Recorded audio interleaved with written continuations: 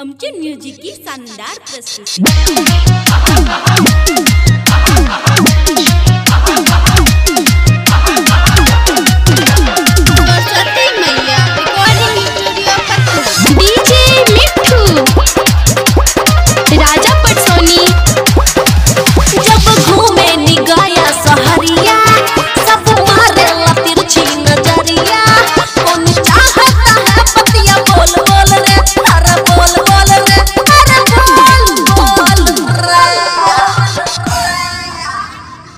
गोरी तोरी दूधू गो गोल गोल रे, गोरी तोरी दूधू गो गोल गोल रे, हमसे करेलू तू मोल जोल रे। आई गोरी तोरा दूधू गो गोल गोल रे, हमसे करेलू तू मोल जोल रे। आई गोरी तोरा दूधू गो गोल गोल रे, हमसे करेलू तू मोल जोल रे।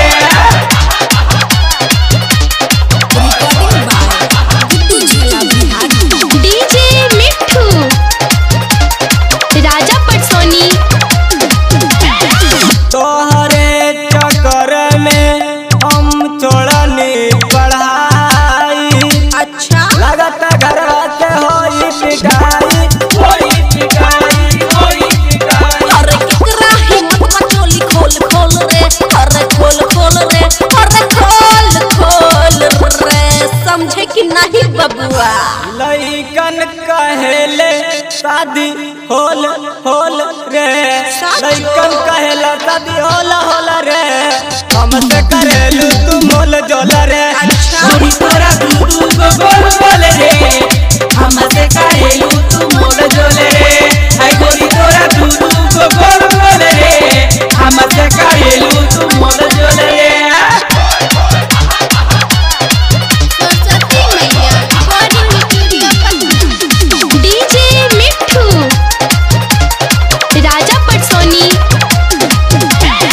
सुंदर रतन बालू कुचाऊ तो खास बा, हीरा लाली मले झकास बा, मले झकास बा, मले झकास बा।